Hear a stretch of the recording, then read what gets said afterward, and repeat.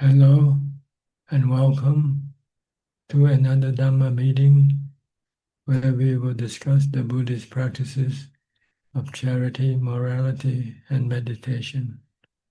Everyone who is interested is welcome to join. We are waiting for our first participant, which happens to be Catherine from Hong Kong. Hi, Catherine. Good evening, Ajaan. Yes, how are you? Okay. I'm good. I'm good. I've got no questions. I'm just joining the meeting to learn from Ajaan. Okay, that's good. Hope you learned something tonight. Thank you. I hope so. Yes. Okay. I've learned a lot. All right. Thank you. I'll go to Dubai now with Aparajita, our long-time member. Good evening, Rajan. Yes, how are you? I'm well. I'm well. Better than ever? I could almost say that. Hmm. Yes, yes. Um, What can I do for you? no, nothing today. I'm just here for listening. Okay. I'll go to the next person then, okay? Go to Orad. Hi, Orad. Is this your first time joining us?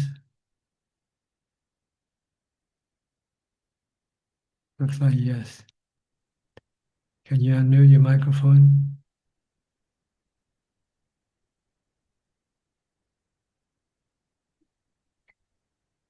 Okay.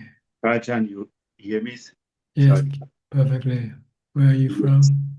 I am from Germany, but I live in Jomtien, Pattaya. Okay, that's I was good.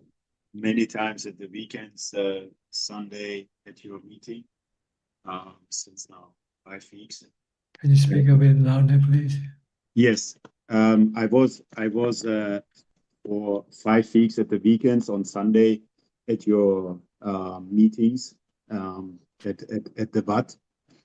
And yeah, I'm new here. I have a question. I was a little bit shy to make some questions when I was at your meeting. I'm a physician back in Germany for many years, and then moved to Thailand for about 8 years.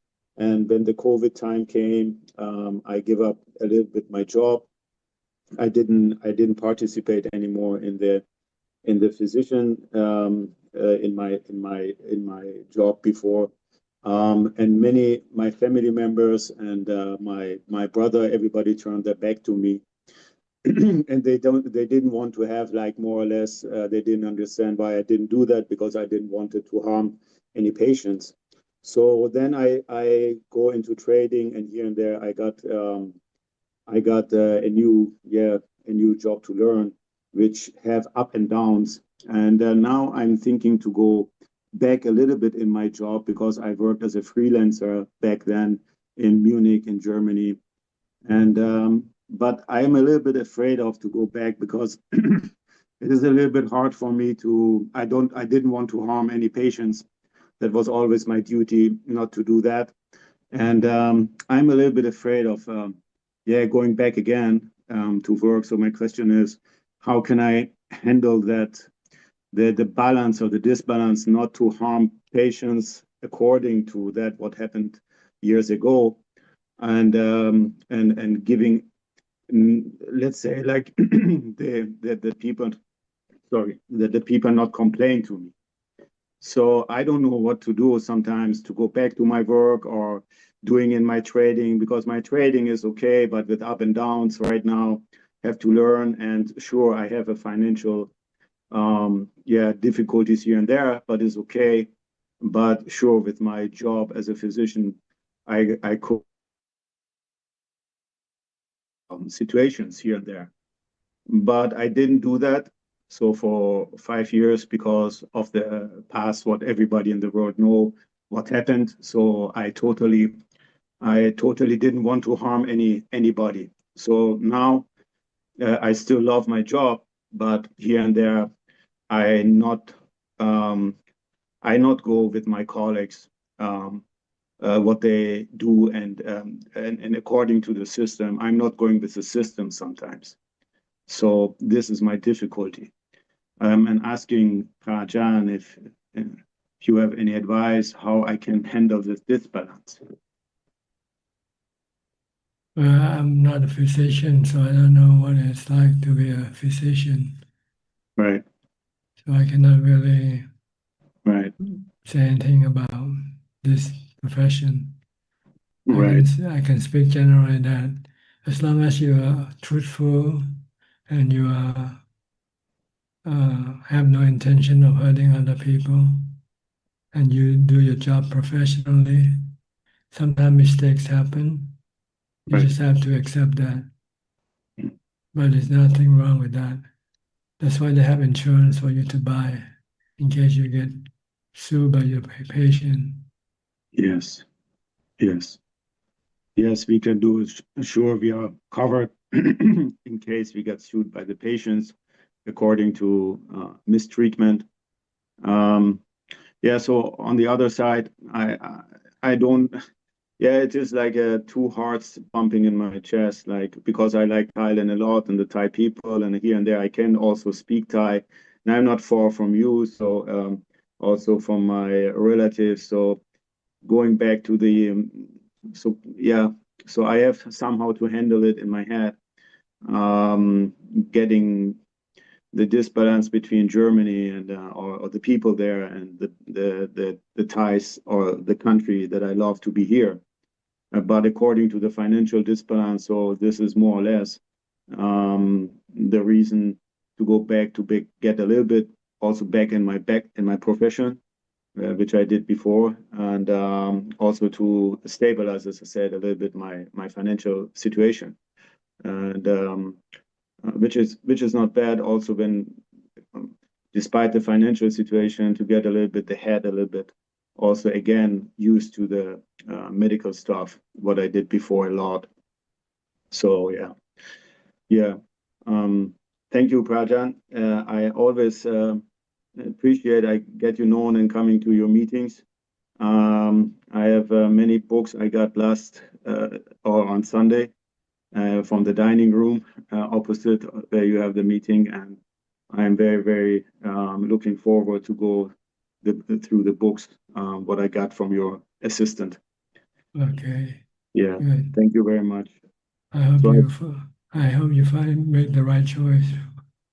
thank you very much. Yes, sometimes hard because the family members they are pointing always in towards me and why you not go back to your physician work. And I said I don't want to do that. I don't want to hurt any people, and it's not just about money. So this was a reason. But then I come in financial disturbances, which I could handle it over the years, and yeah, and still until now they turning their back to me. So like my brother or my parents, they don't want to know anything about me because of that, because they could not understand why I turned their back to my job. So didn't want to hurt anybody. This they could not understand. So well, we will see what will happen. Okay, Thank you very much for your all advice. right. You're welcome. Thank you.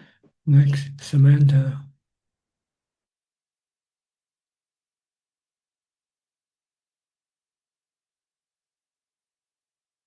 Not too bad. To start off, I had a question from one of my friends. Sometimes he struggles to keep all the eight precepts. He does the five, but not the eight. So he was wondering, is it better to take all of the precepts and break it, or is it better to just do the five and just do the eight the best you can? Well, generally, we first keep the five on a permanent basis. This is very important, not to harm or hurt other beings by killing, by stealing, by committing adultery or sexual misconduct, and by lying and by getting drunk. So this is the basic precept that we all have to keep. Why the eighth precept is considered to be a more optional choice. If you want to move higher on your path to enlightenment, you need to keep the 8 precepts. And you can start doing on just on a, maybe one time a week first. Choose a day that is convenient for you to keep the 8 precepts. Usually it's for the day when you're not working, the day that you are free to attend a meditation retreat or something like that. And it's easy for you to keep the 8 precepts that way. The goal of keeping the 8 precepts is to support your meditation practice. If you're not practicing meditation, then maybe the 8 precept is not necessary for you. The 5 precept is good enough. Okay, so it's important obviously to do the 5, but if he wants to improve his meditation practice, it's best to do the 8 the best he can. That's right. And Okay. you can start slowly, maybe once a week first. Choose a day that is convenient for you to keep the 8 precept and practice meditation. Okay, perfect. I think that's all my questions. Thank you. Okay, you're welcome. Next, Mike from New York. Good evening, Ajaan. Yes, good morning to you. Strange world. It's good to be with you. I'm just getting over a little bout of illness I had this past weekend. I caught a flu, and it did make it hard for me to practice. This past weekend, I was like very horizontal in bed most of the time. And so I guess my first topic that I kind of wanted to hear from you about is just like how to practice when you're sick. Maybe is like, do you reach for more, energizing mantras when you're sick, or just like, what are tips to practice when you're ill? Well, you should look at sickness as part of your test that you have to take one day, sooner or later. Once we are born into this world, we will have to take the 3 tests that are aging, sickness, and death. So sometimes the tests come earlier than you expect. So look at it as a test that you have to somehow eventually pass it. So that way you will be then looking at it more positively than negatively toward your sickness. We all have to get sick and we have to prevail, meaning your mind doesn't have to get sick with the body. Your mind should be able to remain unaffected by the sickness of the body. That's the goal of our practice. And usually the thing that comes with sickness is painful feeling. So this is what we want to prevail, to be able to live with it and not be disturbed, not be affected by painful feeling. So you can maybe look at it as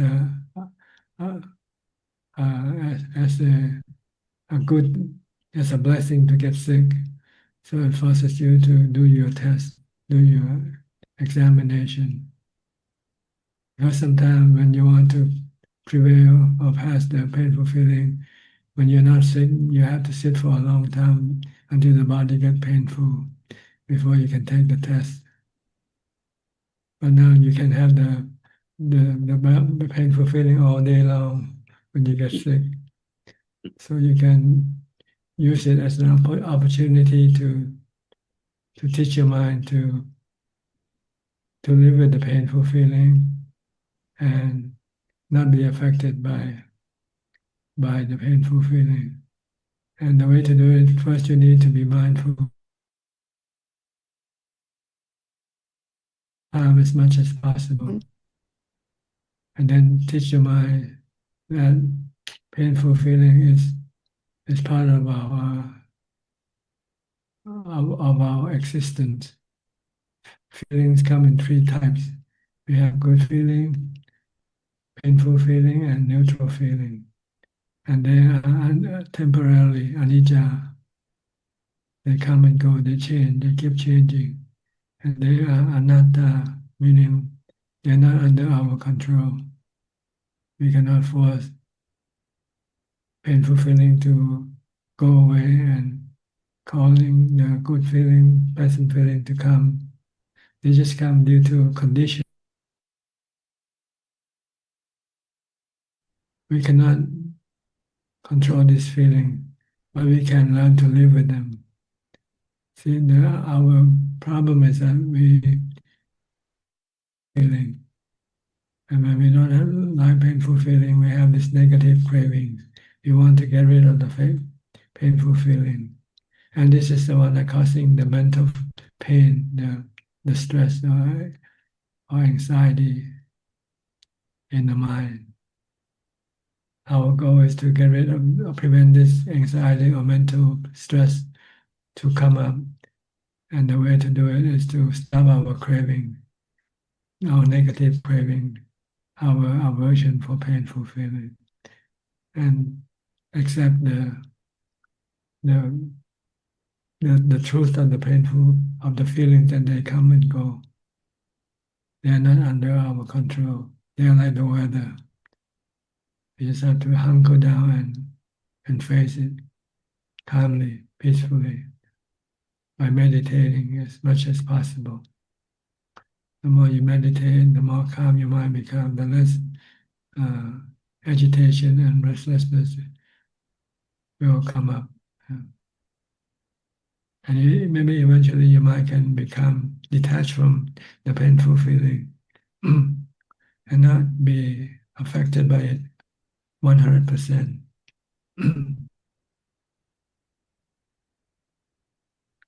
So this, you can look at it as a blessing, because then you have to work hard to pass this examination.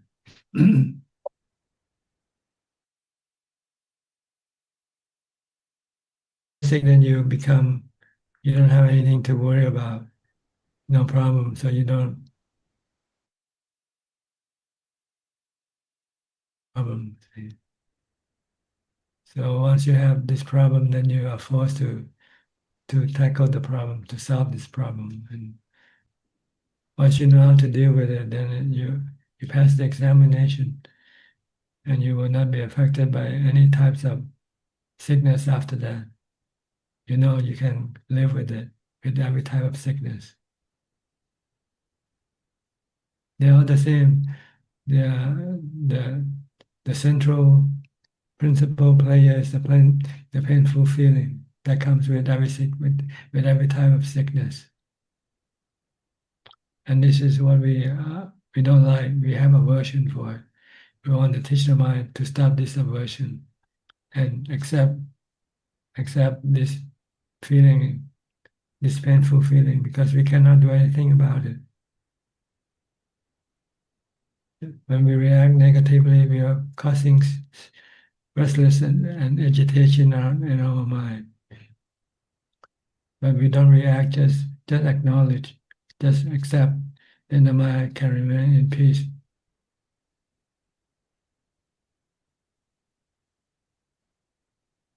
Okay. So actually, it means you have to do more practice when you're sick if you want to not be affected by the sickness. Are certain practices like recounting the 32 parts of the body and things like that, would you, like even Asuba practices, would those be good for trying to detach ourselves from the pain of sickness? It can distract your mind away from the pain. And when you're not thinking about the pain, then you are not creating this aversion against the pain. And then you're not creating any stress or agitation in your mind. But this is just a mindfulness technique to get your mind away from creating agitation in your mind. But eventually you want to use wisdom to solve the problem permanently. Yes, you need first to use mindfulness to calm your mind to the level in which you can then use enough rationality to deal with the situation.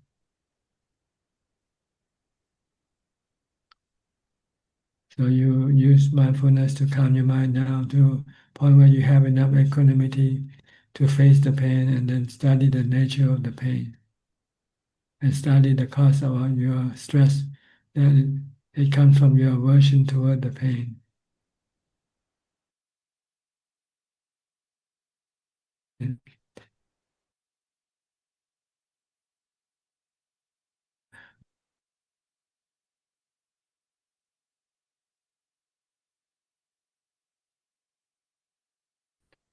So you have to somehow convince your mind that you have to accept the pain and not deny the pain. Let it come and let it go. Don't try to get rid of them. Don't try to have any aversion for them.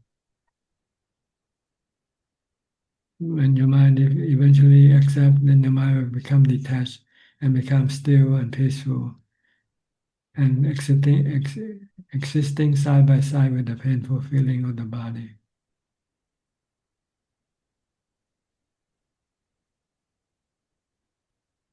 You see the difference between the body and the mind. The pain in the mind and the pain in the body are two different things.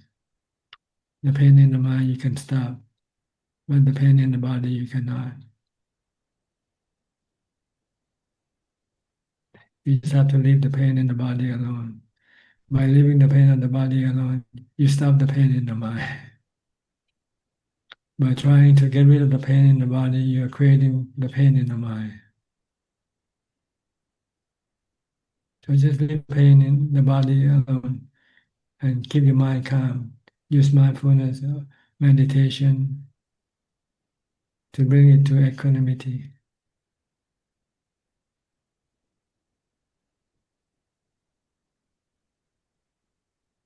Clear enough? What you need Very to do clear. when you're sick, you want to get rid of your mental stress, your mental agitation, not the sickness of the body. The sickness of the body, leave it to the doctors. Let them do the work. It's not your job. Your job is to protect your mind. The doctor cannot protect your mind. The doctor can look after your body, but you have to look after your mind yourself by the practice of mindfulness and wisdom.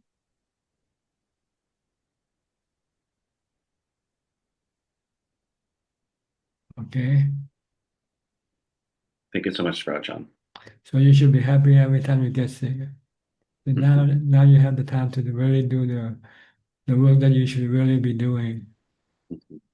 But we always been trying to avoid this work. We don't like this work. But once they confront you there and you cannot run away from them, then you have to work at it, yeah. And then you can win, you can succeed. That's the saying that goes like no pain, no gain. If you want to gain in your path to enlightenment, you have to pay, you have to have the pain to push you to get into the practice. That's why meditators usually look for discomfort, because discomfort is it's a form of pain that forces you to meditate to protect your mind from being attacked by stress and anxiety or worry. If you live in a comfort zone, then there's nothing to do. The mind is happy, but it's not something that lasts. Comfort doesn't last. Sooner or later, discomfort will come into place. So you have to be ready for the discomfort by thanking that you get sick.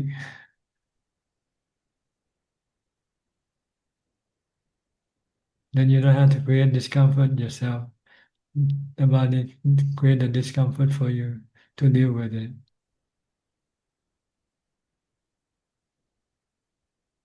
Normally, if we don't get sick, some meditator would create discomfort by fasting, by not eating. when you're not eating, you are creating discomfort in the body, hunger in the body, and this can cause stress in the mind. So then you have to use meditation and mind and wisdom to stop the stress in the mind. Then eventually later on, when you get sick, you can use the same method that you get from fasting.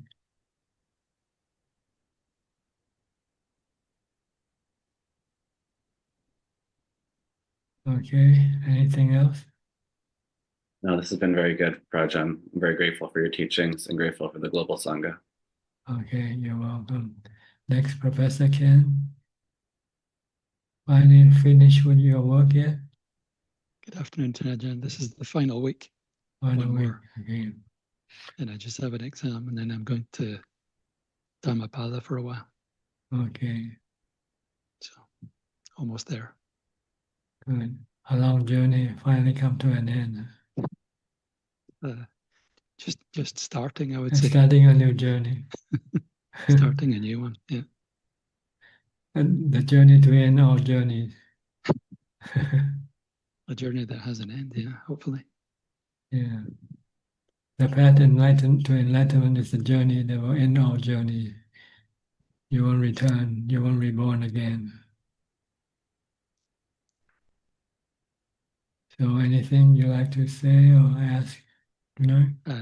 No questions at the moment, Ajaan. Okay. I'll Thank go you. to Claudia then. Claudia living next door to Professor Ken. How far are you away from his place? Good afternoon from Switzerland, Tanatan. By train, it's about 1 hour, 20 minutes from Basel. It's a beautiful place where Ken lives. Mm-hmm. Yeah, Good. and I'm looking forward to see Kenneth at the Dhammapala Monastery this summer when we have school vacation here. Mm. Good. Do you have anything to ask? No questions, but if Tanachan permits, I would like to share some Buddhist thoughts with Orod, because I'm a native German and I lived in Germany for many years, not too far away from Munich. And my Buddhist question would be, there are many physicians needed in Germany. So Germany urgently needs physicians as far as I know. We left Germany about 3 years ago.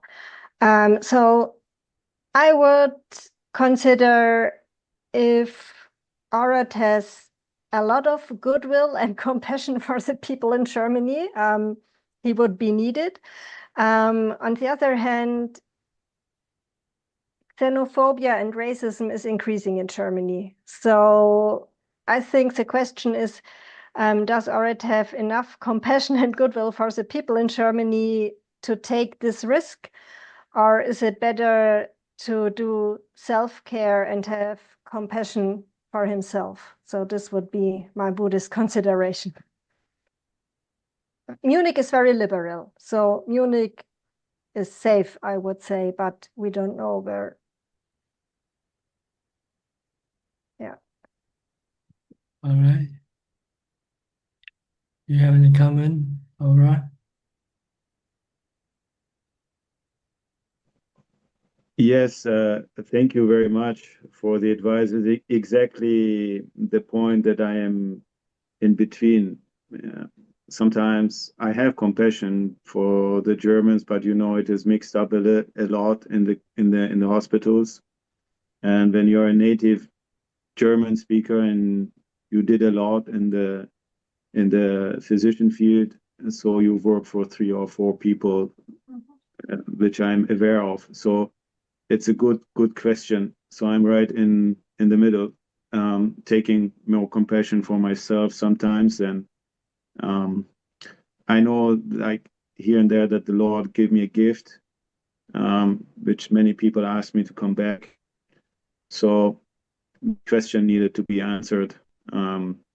If maybe I try to go as a freelancer again and see how it is in the clinics in Germany again, because it's not like 8 years ago where I was working a lot. So, but a good point, really a good point. Thank you very much. Appreciate it. Yeah, you're Yeah. welcome. Thank you. Okay. Anything else, Claudia? Very much, Tanachan. Glad to be Okay. here. You're welcome. Next, Philip from Malaysia. Then, with regards to the practice of meditation, when the mind goes into absorption, or in the words of like jhana, is there any specific sequence that the mind will start to detach from things first? For example, the senses, the body, and then later at the later stage, on the mind objects such as perception, memories, and things like that, before it all comes and settle down. Yeah. That's not for you to worry about when you meditate. Only thing you have to worry about is your concentration or your mindfulness with your meditation object. And how it happens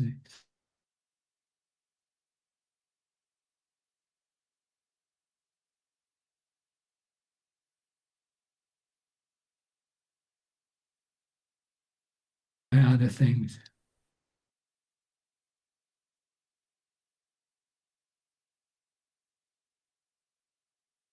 Meditation.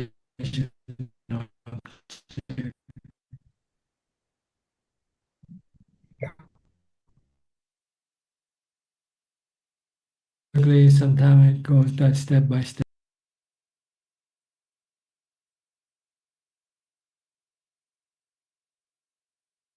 Just want to clarify on a very minor thing. Don't analyze when you meditate for absorption.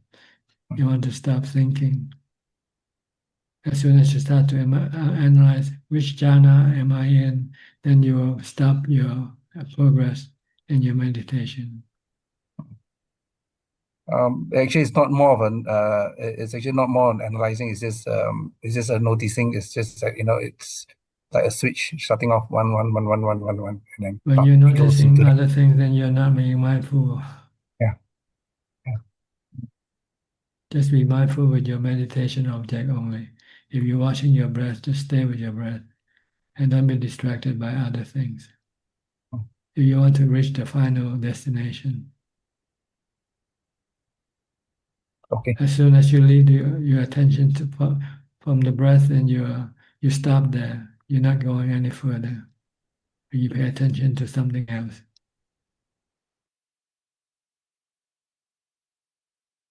Right. Next, Nining from. How is she getting better?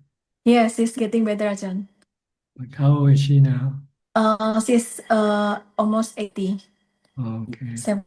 Actually, but in Chinese, we are not allowed to say 79. It's not good number. Number 13, number 13. Yeah. So always reply 80. Lucky because he was sick. So I recited Mangala Sutta in Indonesian for her, Ajahn. I said, according to Buddha's teaching, that the ultimate blessing is this 38 ultimate blessing. So Yes. 6 is just a natural phenomenon. It's the consequence of our birth. It's not unlucky, but it's just natural. I said like that. Everything is unlucky for us. Once we are born, everything that comes after birth is unlucky for us. Yeah, indeed, Ajahn. So every time I reply all the condition according to Buddha's teaching. Is it okay, Ajahn? It's like that I teach her actually. Yes. Well, if she accept your teaching, then it's okay. But if she doesn't, then you should stop. Yeah, she accept because that makes her peace and calm. Yeah. Yeah. Good. Also, she can wait for Tuesday Zoom meeting because she's very happy to see Ajahn. Yes. Yeah, we Okay. just want to pay respect to Ajahn. Namaskar, Yeah. Ajahn. I hope she gets Namaskar, better. Ajahn. I hope she Yeah, gets Ajahn. well soon, okay? Yeah, thank you, Ajahn. Up and running, up and running. Yeah, Come back to Pattaya, come back to Ajahn yeah. to make more That's her, merit. yeah, that's her goal in this year. Okay, Okay. Ajahn. Thank you. You're welcome. Next, Ricardo from Uruguay.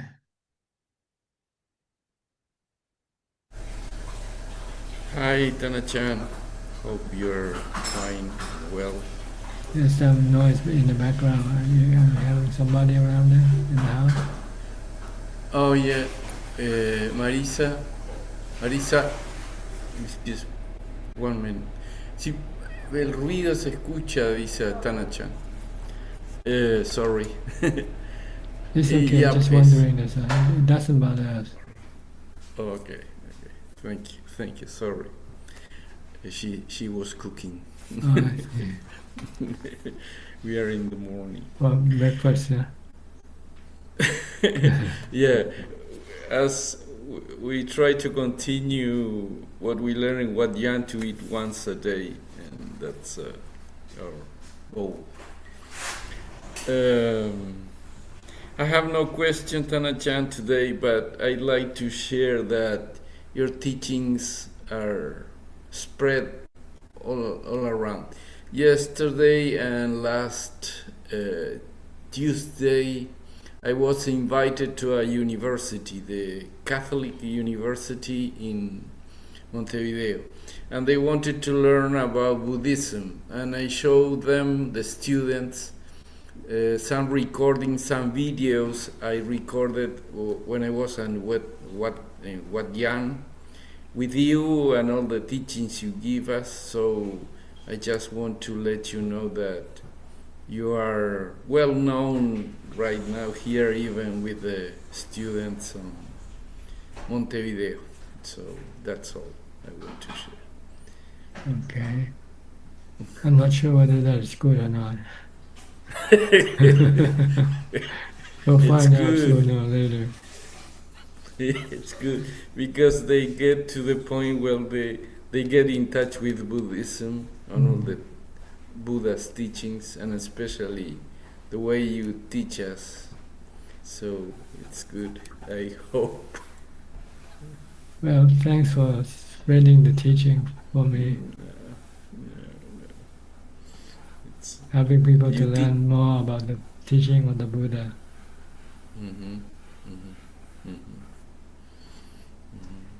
Because sometimes lots of rituals seem to be blocking the real teaching of the Buddha.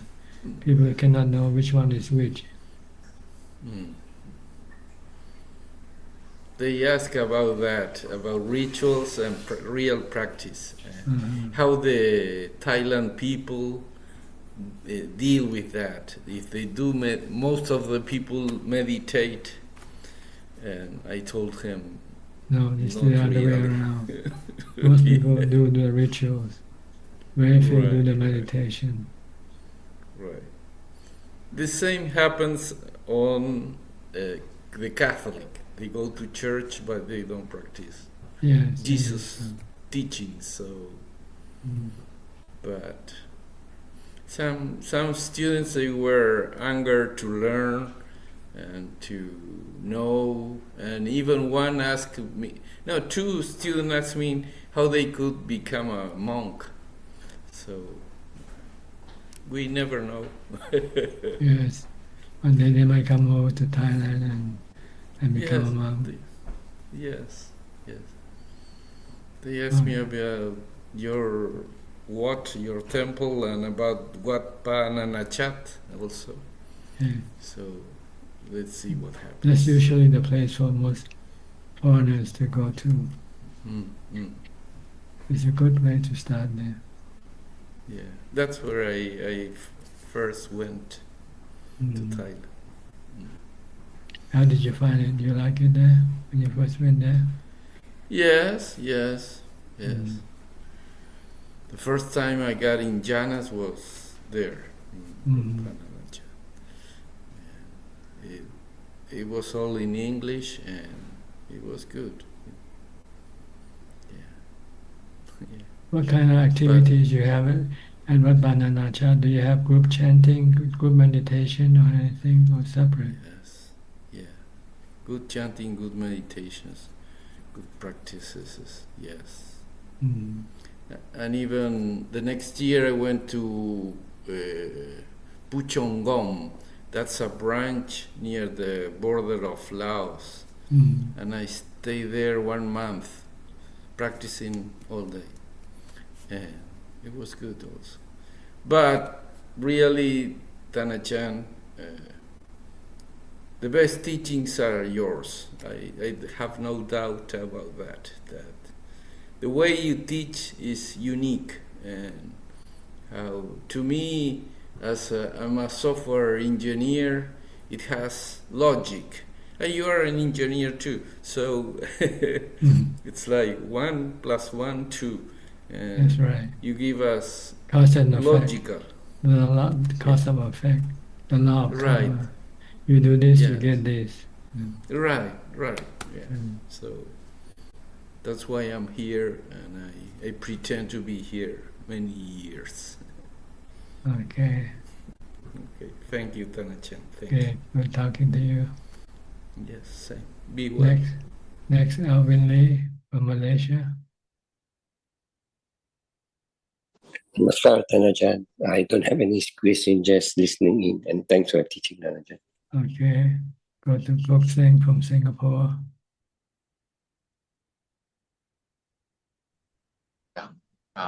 Good evening, Prajan.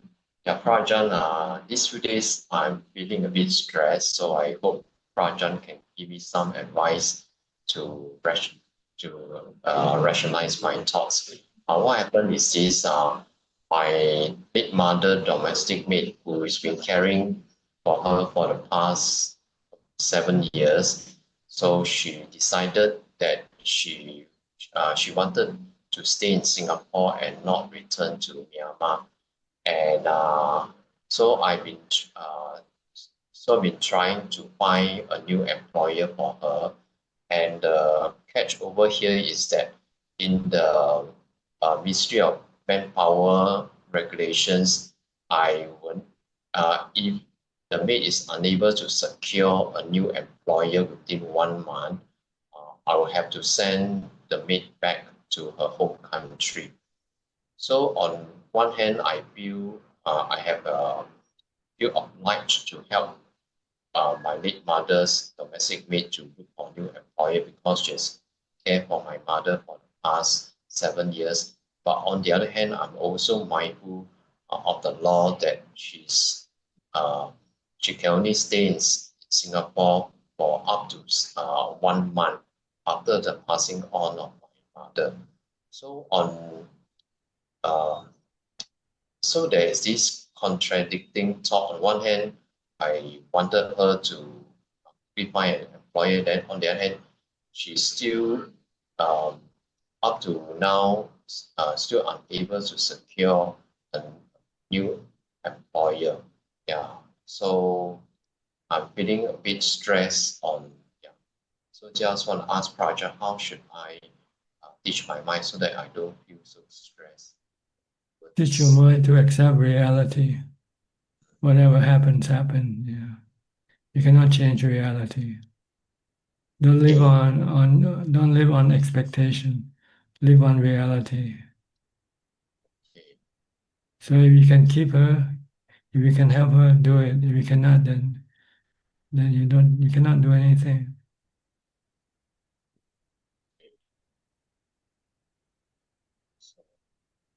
The problem is you want to try to help her and don't want to accept reality that sometimes you cannot help her. So you have to see the possibility, the reality. If you can do something, do it. If you cannot do it, then that's it. What can you do? Same with everything, not just same with your body. If your mind is gonna get sick, what can you do? Can you change it or not? You cannot change it.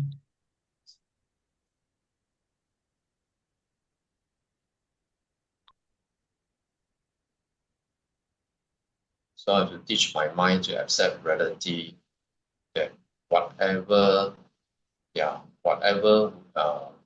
outcome is, Whatever will be, will be. That's the saying.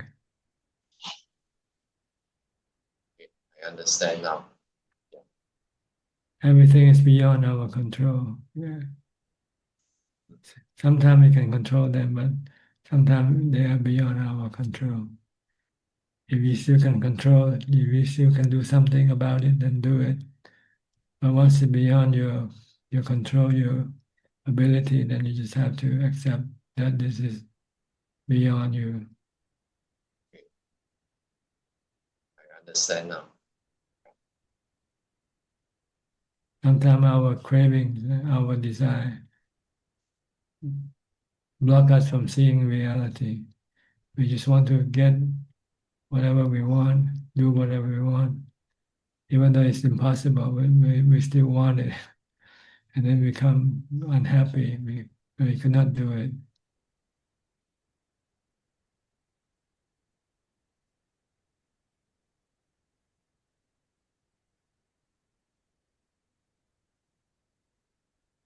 Okay. Is this good enough? Yes, yeah. Thank you, Prajan. You're welcome. Next, Rohini from the UK.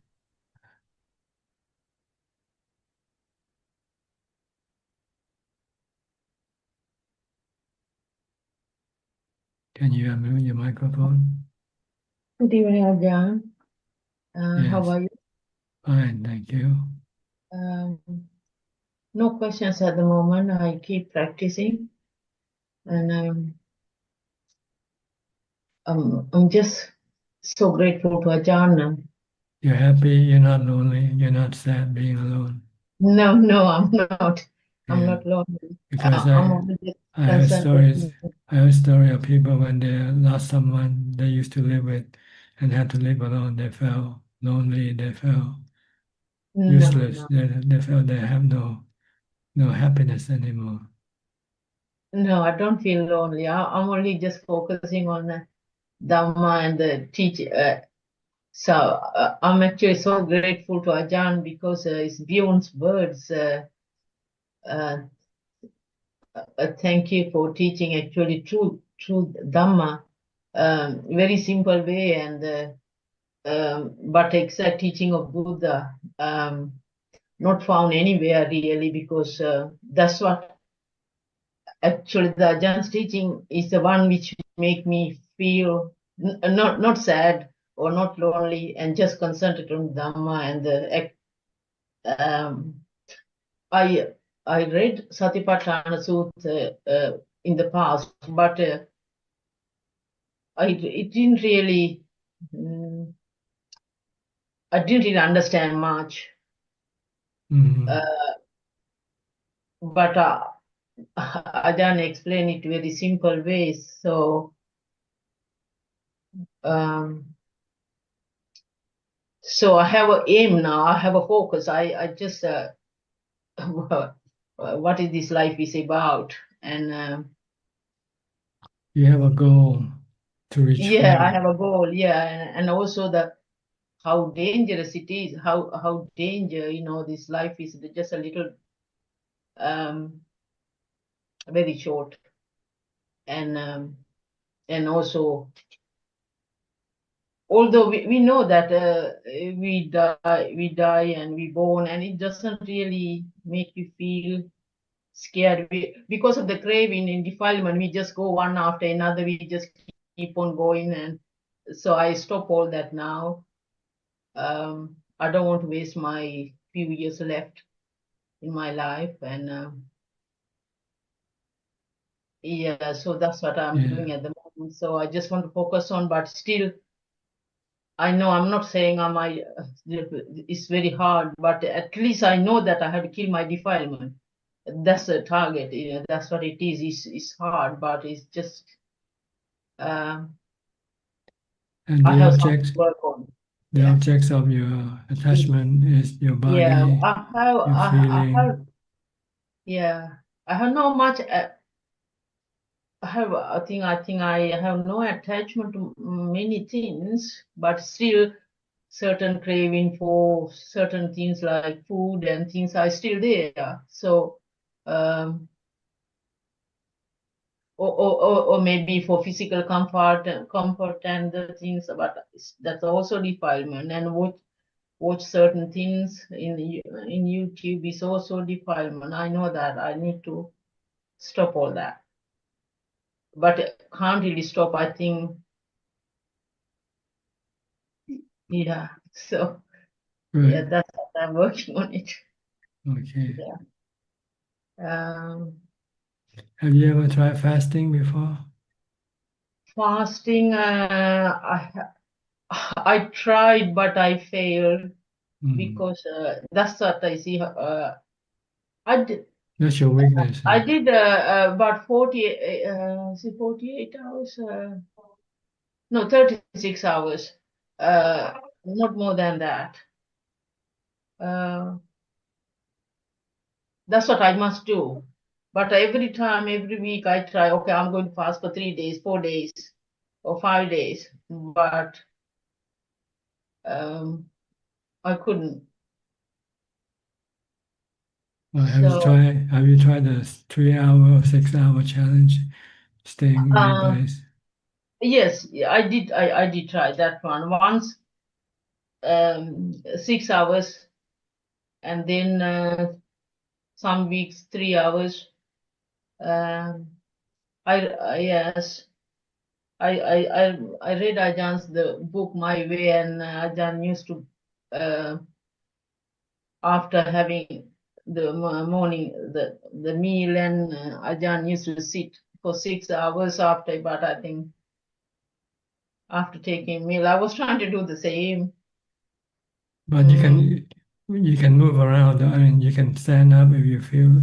You don't have to sit all the time. Yeah. I'm actually determined to do it actually every single day because I don't have any other responsibility. Of course, I have the freedom to do that every day. So I will.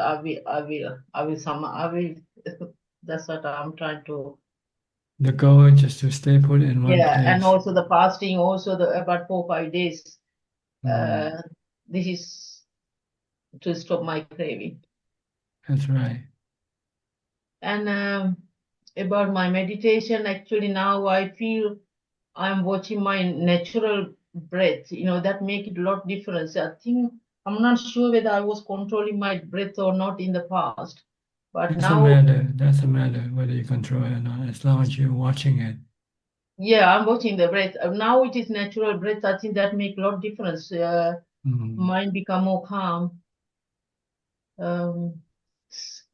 Yeah, so that's the thing is, when my mind become calm, maybe after about 45 minutes, 50 minutes, or nearly 1 hour, the craving kicks in, and then feel like getting and having cup of tea or coffee or some tea or something, like that. Those are the ones, the hindrances.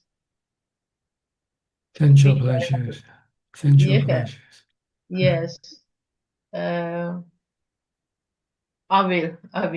Thank you, Ajahn. I will. Okay. Yeah, thank you. Try to resist it as much as possible. That's up to me to do, but I know what I have to do. I just has taught us is me to control my mind. Just tell yourself you don't die not having coffee. You won't die. So yeah. Why do you need to have coffee or cake or whatever? Yes, I know. I know it. Yeah, it is not necessary for the body doesn't need it. It's just my mind. I know, but still. Yeah, these things are because they might seem little things, but they're the ones stopping me anyway. Yeah, they're the things that you have to overcome. Yes. Thank you, Ajahn. Thank you for your teaching. Okay. Thank you. You're welcome. Next, we in check.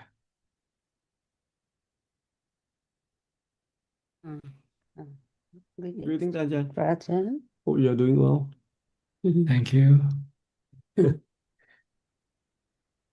Tan Ajahn, questions like 5 hindrances prevent us from getting jhana. So 5 hindrances actually cause us to lose mindfulness. They're not causing you to lose mindfulness. They're the result of not having mindfulness.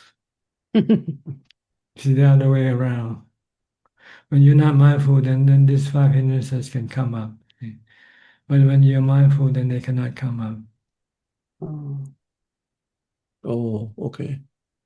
If you're not mindful, you can start thinking about food, about drinks, about YouTube and things like this. Then you start to having this sensual desire. But if you're constantly mindful, then you cannot think about food, you cannot think about drink, coffee, or anything like that. Then the craving for this thing don't come up. But once they come up, then you have to use something to resist them. Like you have to use anicca, impermanent. These things are just a temporary pleasure, that come, and then afterwards they are gone and leave you empty again, leave you hungry again. They don't give you permanent satisfaction. And sooner or later you will not be able to get what you want, and then you will have unhappiness rising. When you run out of coffee and you cannot have your cup of coffee that you like, then you have to suffer until you can get a new bottle of coffee. So think of this thing as give you just a temporary pleasure, and they're gonna run out one day sooner or later, and it'll leave you empty, leave you hungry.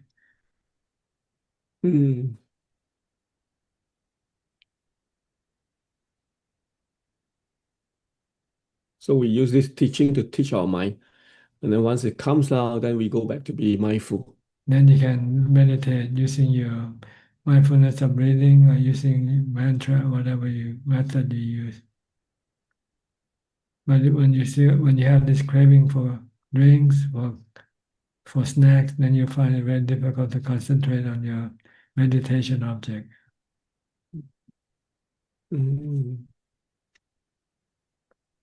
So you might even postpone your meditation and go and have your drink, have your coffee first. Then go back to meditate. And that won't work. Well, when you come back again after you have your sensual pleasure, you become lazy. You don't feel like meditating.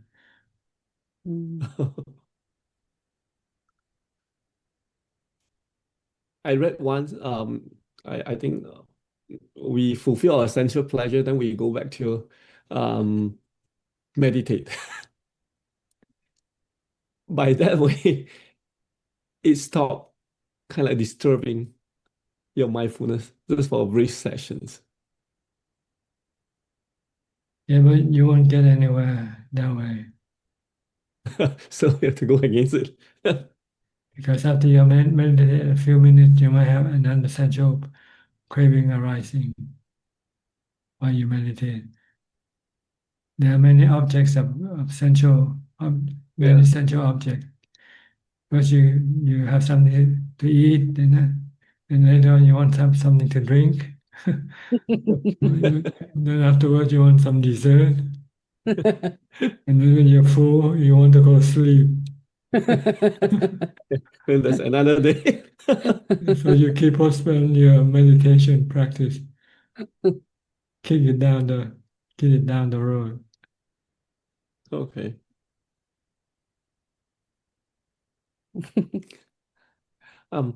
Another thing, Tan Ajahn, will substances alcohol affect our mind? Well, drink it, see how it affects your mind when you get drunk. Yeah, because I thought my it's kind of nothing can affect it, right? It can affect the body, but actually alcohol can also affect our mind. Affect Yeah, your mindfulness, your ability to mindfulness. control your thoughts, your action. Look at people when they get drunk, their speeches turn into a different person, right? When they Yes. get drunk, they speak nicely, politely, but when they become drunk, they speak Oh, unpol.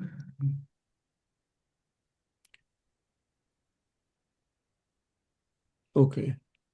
Mm. There are things that can affect the mind, Yeah. physical things that can affect the mind. When you see beautiful girls, you can have sexual desire coming up. That affects the mind also. Yeah. Or when you see a dead person, that also affects the mind. The mind becomes sad, unhappy. Oh. Yeah, or scared. Scared of dying, afraid of dying. Or whatever, or afraid or detest of dying, detest, not liking. Mm. So there are many things that can affect the mind. Not, Wow. and the five precepts is to prevent the mind from doing bad karma, because the consequence of bad karma can hurt the mind. Yeah.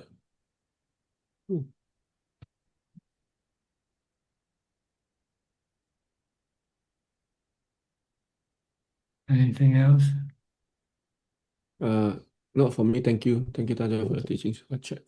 No, I think I have the same feeling like the other participants like Ricardo and Rohini and like some other about uh, like how your teaching really yeah you click because I before I listened to your teaching like um like many things I am so unclear, but just the other day I listened again to the 10 paramis that you talk about, or yeah, you made it like so clear. That's my favorite, one of my favorite talk about the 10 paramis, how you make it like so clear, like um before I couldn't understand, but the talk that you put on Facebook about that had the visitor from California, I think yeah, that's one of my favorite talk that you talked about and how you um list out the 10 parameters so clearly, like it's so I like yeah, you really make a lot of things so much like the even the many yeah so many teachings that I came across, like I heard Yes, it before, but it's but different. but they're not good enough to push you to do more practice.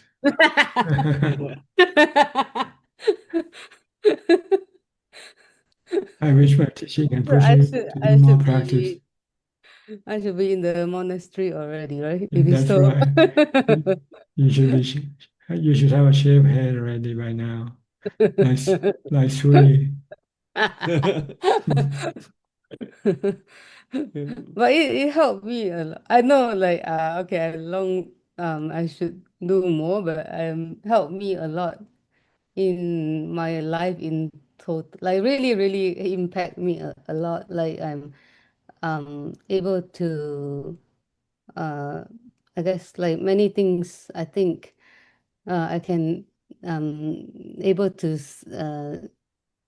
see like you say, always take things like the weather, I can't control things, and like it makes the life a lot happier, I think, than Less before. stress, less stress, less anxiety. Yeah, less able to let go of a lot of things Mm. that I wouldn't be so clingy in onto. Yeah, I think many things that happen, I won't feel that, why me, or like that doesn't happen anymore. Like it's, yeah, I can see. Yeah, but next step, yeah, is to practice more. I'm guilty of that. Yeah. Every weekend we are practicing actually. When we have time. Yeah, we took your advice now. We start to take Keep the the 8. precept. Yeah, that's good. It helps a lot, a lot. Like, yeah, you can see the difference between the day that you keep the preset and the day the 8 preset. But and the days you have to work, yeah, you can see the difference. And I guess because of the weekend 8 preset, I'm more seriously thinking about not working. Yeah, I'm becoming more seriously planning to stop. Yeah, stop working for a day and embark on your spiritual work instead. Yeah. But I mean, stop working like Entirely, completely. permanent. Yeah, yeah. I'm more like before. It doesn't really come across. Because before, like honestly, before I met you, and my goal was to to actually work until I die, because I didn't want to retire, because I see that people that retire become very like a lot people around me that retire become very unhappy or depressed, or become like really no meaning in their lives. So then at that time I thought that, oh, I think I should find a job that I really love, and then I do it until the day I die. Then okay, then my life would be meaningful. But then after I encounter like your teaching, then now I start to see that, oh, I it's not that I want to retire and have a meaningless life, but now I see the meaning of the life, that okay, now if I really stop working, I know what to do now. That's something that I know what to do. You have a new job waiting for you. Yeah, I know the new purpose. Yeah, it's not that retire and get depressed and do nothing at home and but yeah, there is a There's still meaning. lots of work waiting for you to do. Yeah, a lot. Yeah, so now I see the new thing that I should do. Yeah, so That's that's good. changed my perspective a lot, I think. Yeah. Hope you start doing it quicker, earlier, because time is running out. Yeah. Yeah, you see, like I do have a change perspective. See, like I never really tell anyone, but I really I had a bad I guess wrong thinking that I should work until the day I die.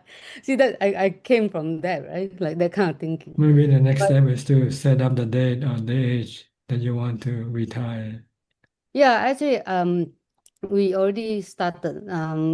We already started some plan. We have done some planning now, so haven't set the date, but we already started the process.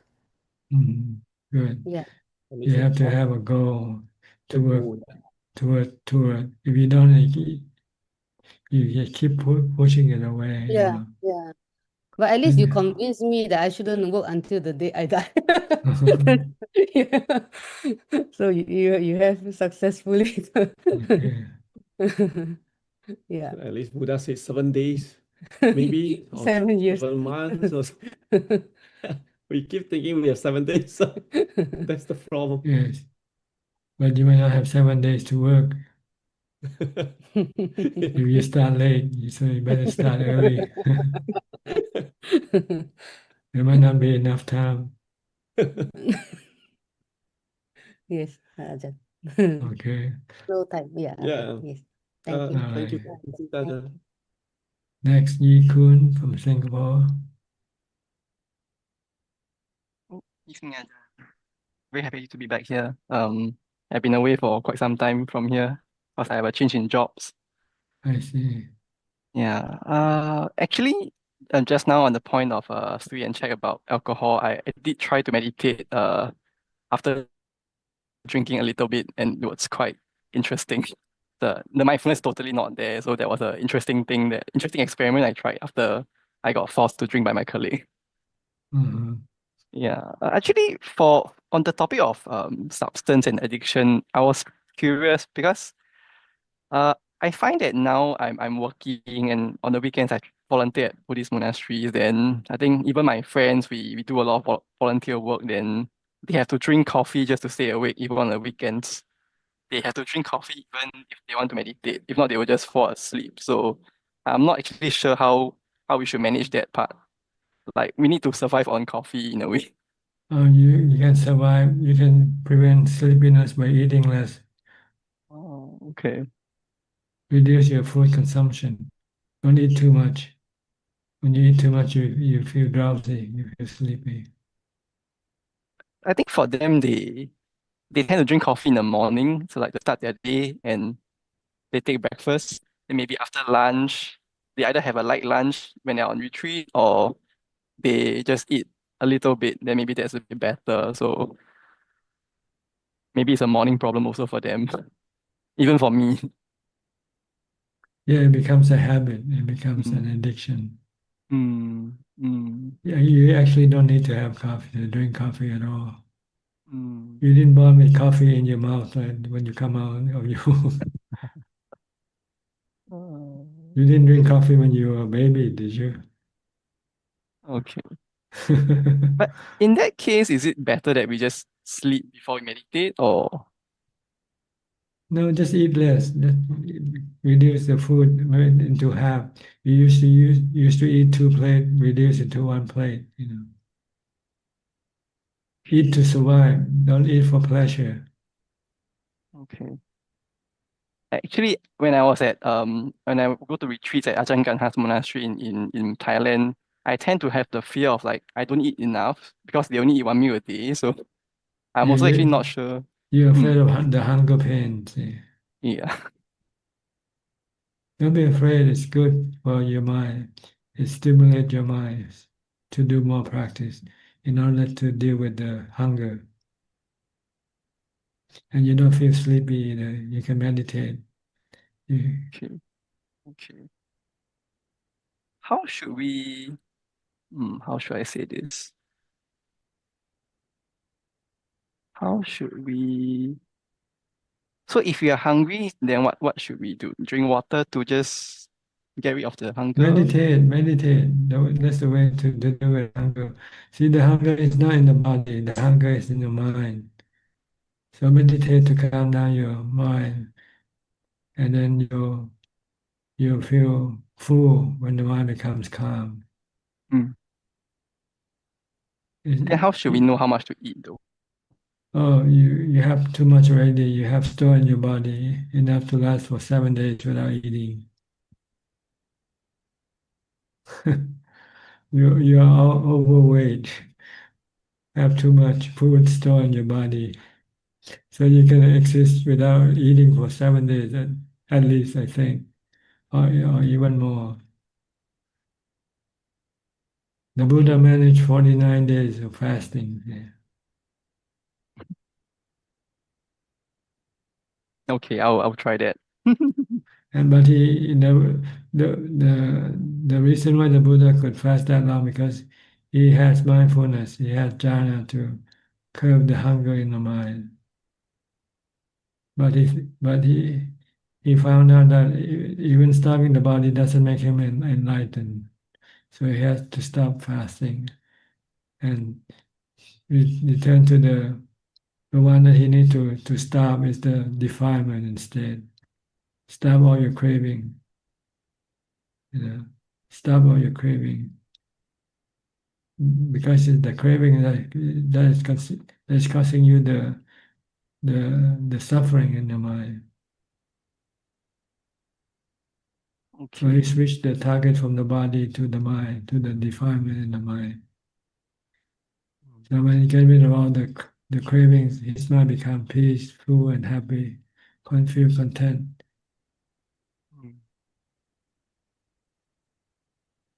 Another question I have is I tried to when I went to Bangkok last time, so I went to visit the museum for pathology department in where was that? Siriraj, the medical district. So I went to look at the bodies and I was trying to do a Suba meditation back then, but I found that it's not really that impactful for me.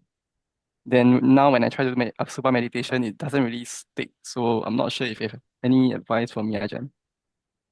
Well, a super meditation or contemplation is to stop your sexual desire. When you don't have sexual desire, you don't see the benefit of using the asubha contemplation. But when you have sexual desire and then you use this asubha contemplation, it can stop your sexual desire. So when you don't have sexual desire and you contemplate on asubha, it doesn't have any meaning to you. It's like taking medicine when you're not sick. Medicine doesn't mean anything to you when you're not sick. It's only when you're sick then the medicine that you take can become very meaningful for you. But sometimes you have to prepare the medicine first. The reason why you have to do contemplation, asubha first, is to prepare for the time when you have this sexual desire and you want to stop it. Then you can have the asubha contemplation that you have practiced beforehand. If you don't do it beforehand, when the time comes, you won't be able to use the asubha contemplation to stop your sexual desire.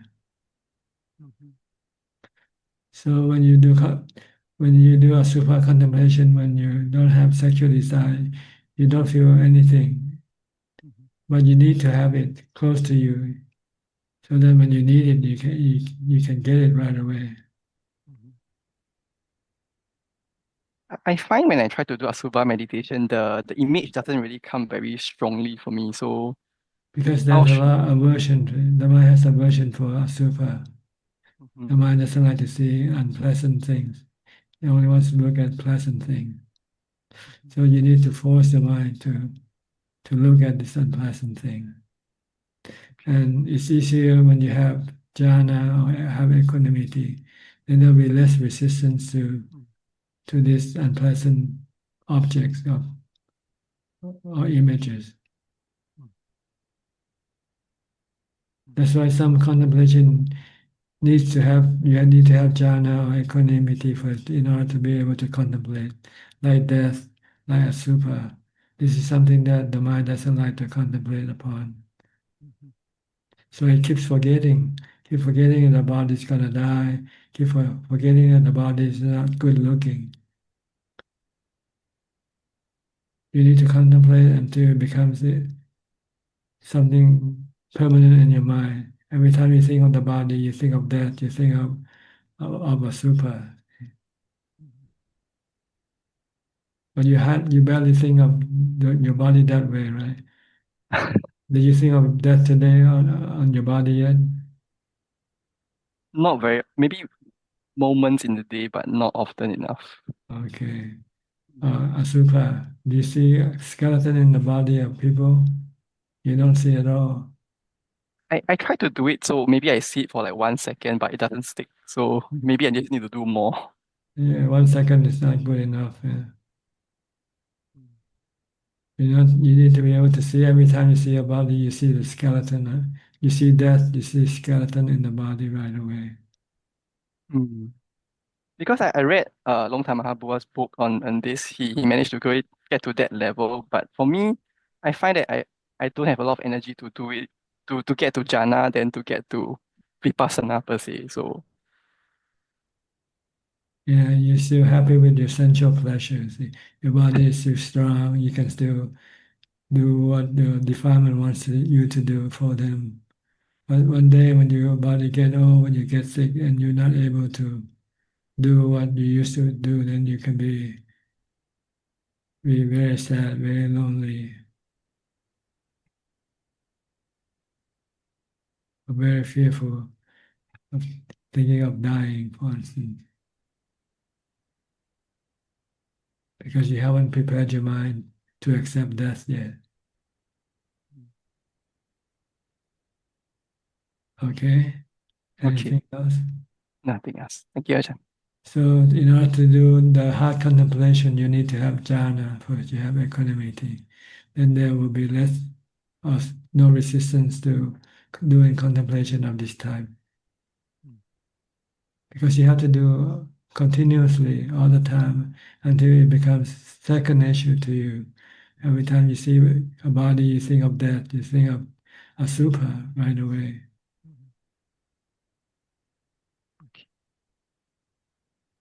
Okay. Thank you, Ajahn. Okay.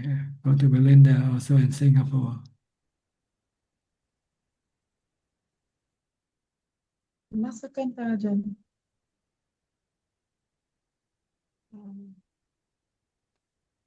Okay. Anything?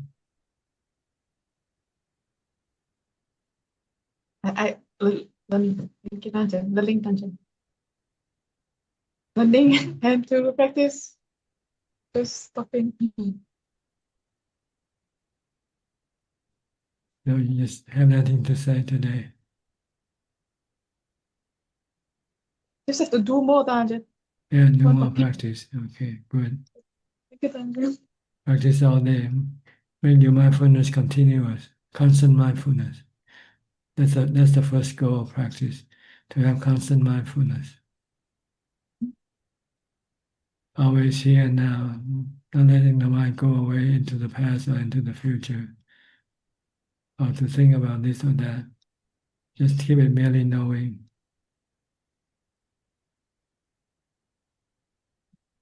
Okay, good. Next we'll go to Steph. Hi, Steph from Oregon. Hello, How are you doing? I'm doing good. How are you? Fine. Um, And your practice is okay? it's going really good. That's why I wanted to. My kid has their appointment tomorrow to get all the stuff in their mouth, and I was very nervous about that, but my practice has been going really good, and I just I don't get to that level of worry anymore. And my own kid actually said to me, like, if you're worrying about my mouth, then you're not being mindful, which was kind of, I felt that was astute of him. So that's going good. And then I guess the question, does it matter if you know what jhana you're in, or it just doesn't matter? Just experience the The moment. experience that matters. You don't have to know the name. Well, this is first jhana, or second jhana, or third jhana. Okay. Then, yeah, I'm just working on my constant mindfulness, and it's going good. Yes, that's the key to your jhana, to your equanimity, to your letting go. Yep. Okay. Thank you. You're welcome. Next, Vignesh, Mahavignesh. Yes, can you hear me? Yes, Yeah. perfectly. Yes, I went to Satipatthana course for 8 days. Yes. Yeah, What it was. happened? Yeah, Good. it good. There was saying Sampojana, Atapi Sampojana, but mindful all the time. And I was trying to practicing. I was doing it, but it's still hard to mindful all the time. For 8 days, for first 6 days, it was really hard for me. All the thoughts, all the I don't know, Sankara came out. And after final 2 days, it was cool down, it was calm. I was doing meditation for good. But still, it's hard to be mindful all the time, like 24 hours. It takes time, so don't worry. As long as you keep working at it, you'll get better and better as you work along. Oh yeah. It takes time. It's like planting a tree. It Yeah. doesn't grow in one day. Yeah. It will slowly grow. Yeah. As long as you keep watering the tree, it will slowly grow. Yeah. Same way with mindfulness. If you keep developing it every day, every moment of your your waking hours, then it will become more Yeah. and more. More. And I was for more 6 days. I feel more pain on my back, knee pain, everything. So I was bearing those pain too. But Yeah, sometimes maybe you take too many things at one time, because the four foundation of mindfulness is really a lot to chew at one time. Yeah. You should divide them into 4 steps, really 3 steps. First, you develop mindfulness, then you meditate to get to jhana. Then you develop understanding of the body, the feelings, and the mental states. Yeah. So these are quite a big job to do it in 7 days. I know. It's very hard. It's not that easy. Yeah. But there's a possibility because of patience. No, I need more patience to do it. Yeah. Because I'm working and I'm doing both together at the same time. So Getting constant mindfulness in itself is a very difficult job. Some people take years to get it, to develop constant mindfulness. Mindfulness, exactly. Yeah, you're right. Yeah. So be patient. Yeah. There's no such a thing as sudden enlightenment. I know. Except for a few special persons who might have already developed a lot of Dhamma in the past life. Yeah. And when they listen to the Dhamma or read the Dhamma, they can understand and become enlightened right away. Yeah. But for most of us, we just have to take the slow train, Sometimes it takes a long path. We don't know. I don't know. But just keep doing it. Keep on practicing. Keep going back. Yeah, sure. Definitely. Okay. Okay. Thank you. Yeah. You're welcome. Thanks. Dr. Piyal and Indira, are you going home or going to work? Going to work, but I have a driver, that's Indira. Indira is driving. She's driving. Okay. So I'm okay to speak. She can speak also. Yeah, I can hear that, Ajaan. I'm listening. Okay, good. You have anything to say today? No, not much. I guess I think you asked about that the pain in the body and the pain in the mind. I think Buddha, the sutra, I think it's Samyutta Nikaya talks about the 2 arrows. The first arrow somebody hit, the uninstructed person doesn't know what to do. He laments and beats his breast and stressed out and then suffer more. Add more arrows, the mental arrows.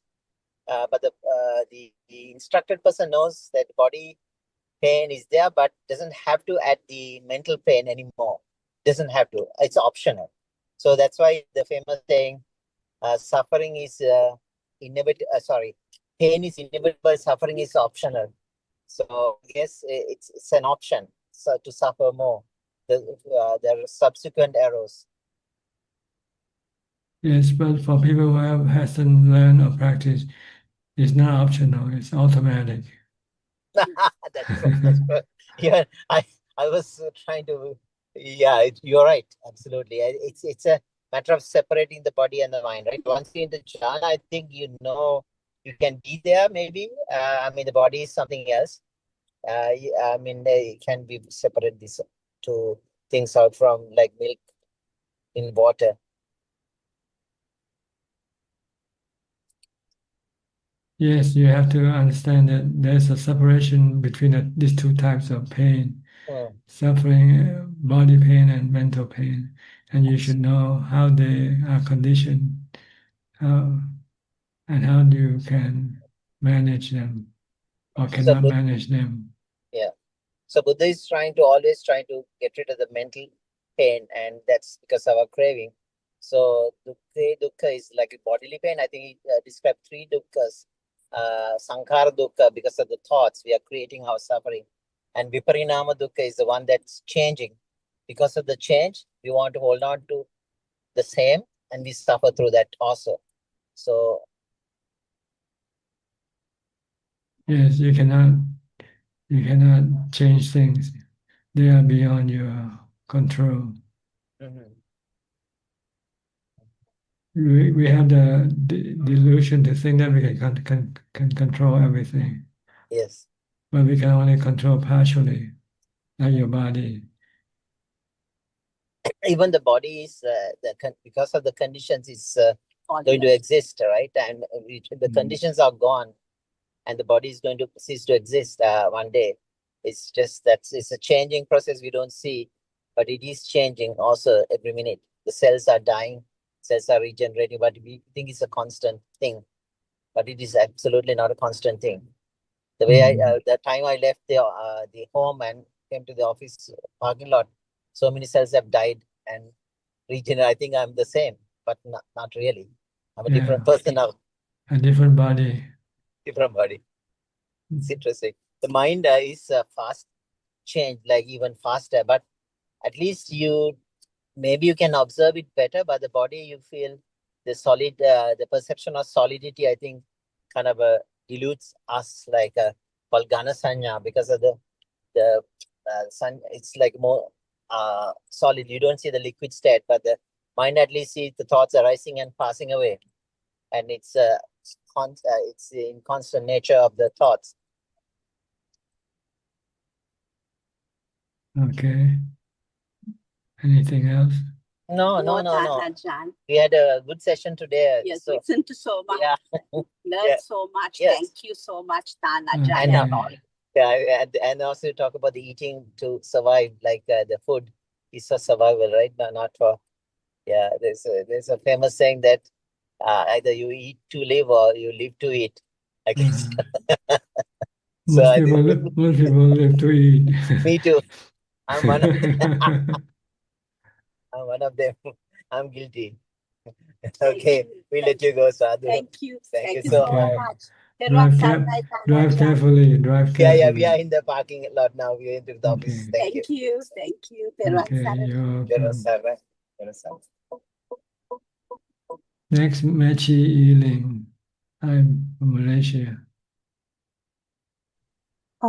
Good evening, Tan Ajaan. Yes, what can I help you? Can you? Oh, Tan Ajaan, just now you mentioned about the five hindrance, and then you mentioned the five hindrance arise because there's lack of mindfulness. Is sleepy also the same? Well, sleepiness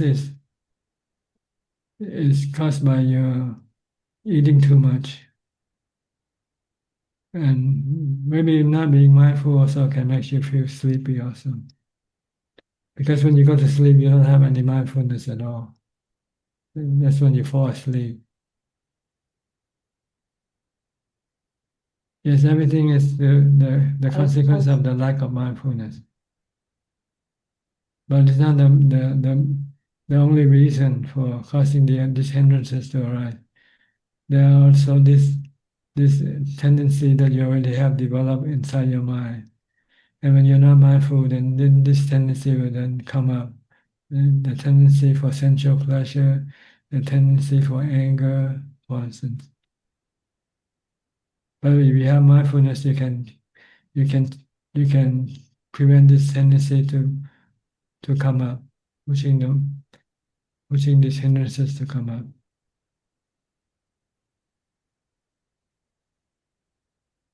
Understand? I'm not sure. Yes. Can you hear me? Yeah, I can hear a bit. Maybe I will replay again. Okay. The point is not to worry how they come up. The point is how to get rid of them when they come up.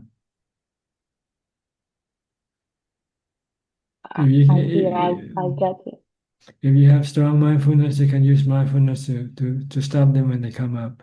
When you have sensual pleasure, for instance, you can recite Bhutto, Bhutto, Bhutto. If you're strong enough, your mindfulness is strong enough, you can forget about the sensual pleasure after a while. But this is a temporary measure. If you want to get rid of it permanently, you have to use wisdom.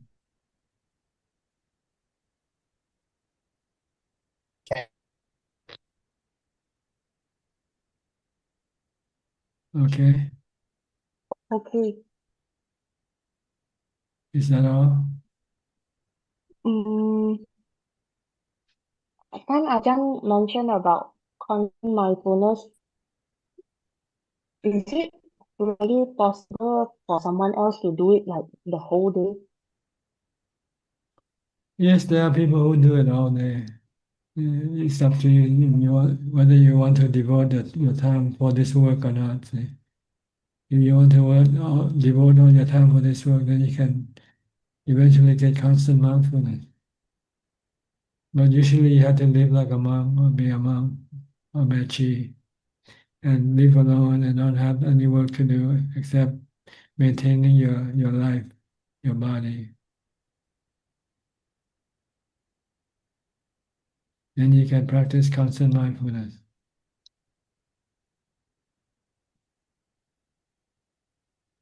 If I have to contact with people when I work in the kitchen, I know my mindfulness will drop. That means I can't do it whole day, right? Sometimes you have to go live alone in solitude from time to time to be able to develop more mindfulness. Okay, understand, Tan Ajahn. Okay. Is that all the question you have? But I realize on and off the thoughts and memory keep leaking out. It's like water or something. I mean, isn't it natural? It doesn't matter whether they are natural or not. If you want the mind to become still, you have to stop them. And you can stop them with mindfulness. If you don't stop them, then your mind will not be peaceful and calm.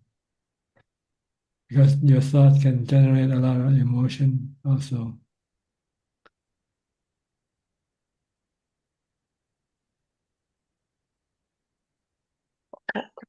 Okay. Okay. Yeah, maybe one last question. When I meditate and become calm, I seldom have bright light.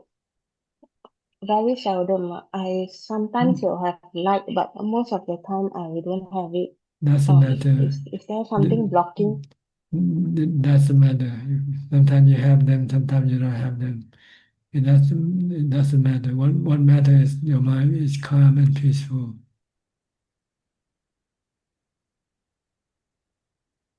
Okay. I think, okay. Yeah, I think that's all. Okay. I'll go to Ravan now. Hi, Ravan.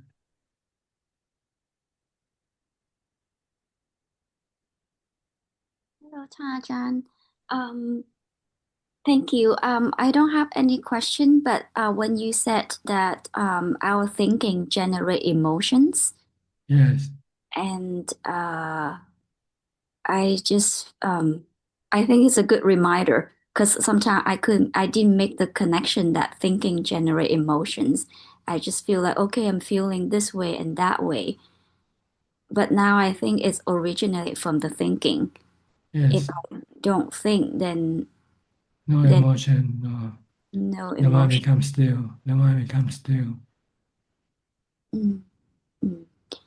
But sometimes for an activity, we need to think to get things done, and that is that skillful or um Well, if you have to think to get things done, just focus on the thing that you have to do. okay. Because sometimes like when we're studying and stuff, we need to think and understand the topics. So just focus on that. Okay. Yes. But then when we meditate, we You want to stop all thinking. Okay. If you want to get to jhana, you have to still the mind.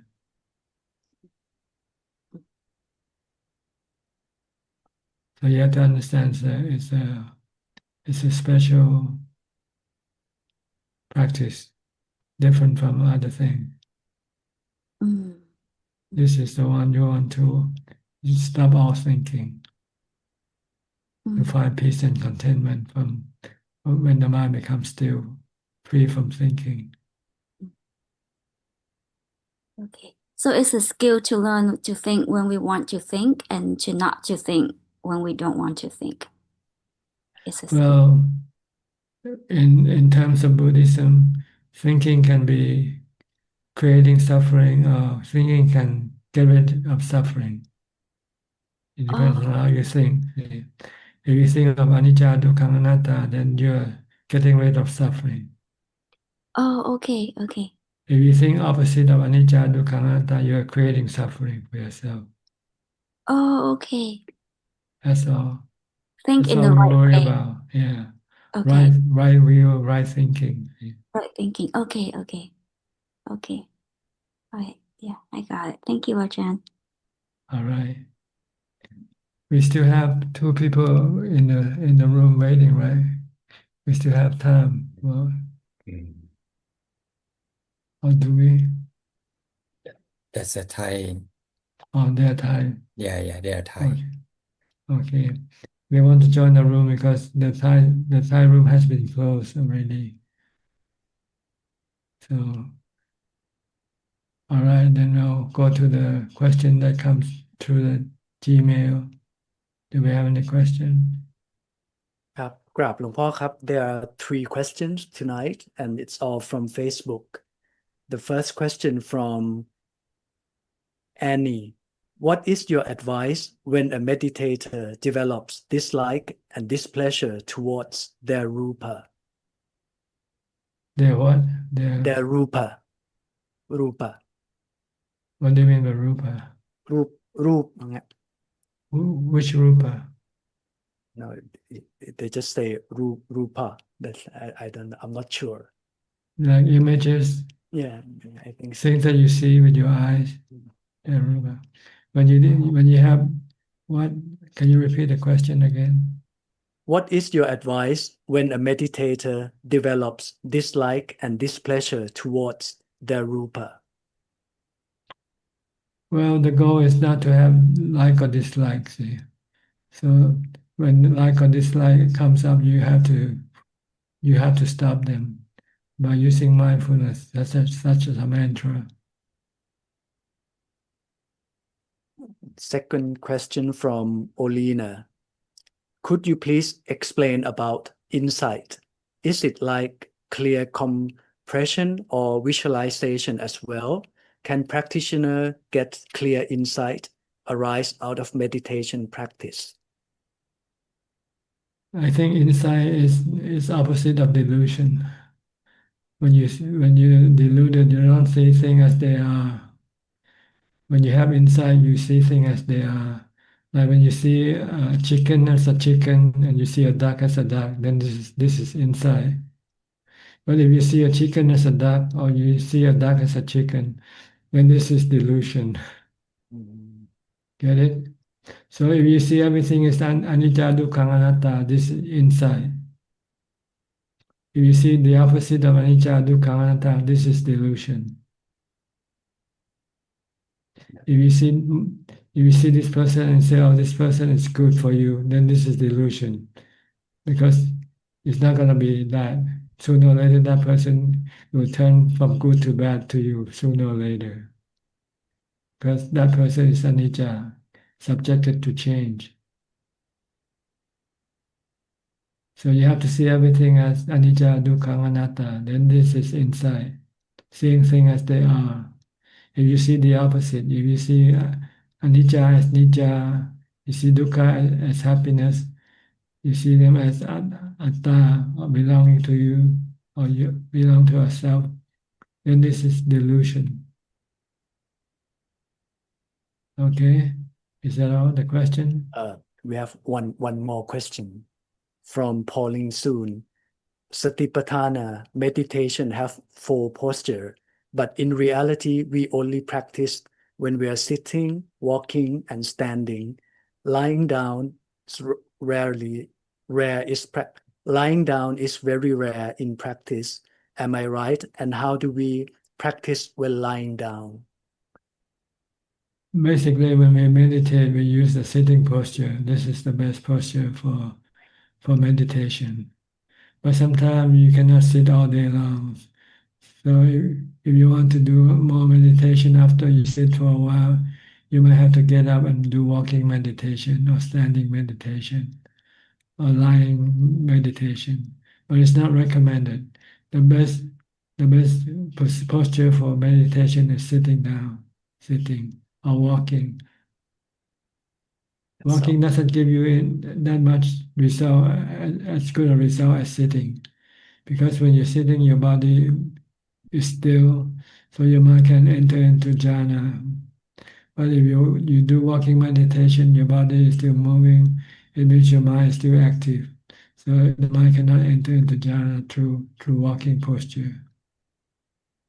But we want to be mindful in all posture.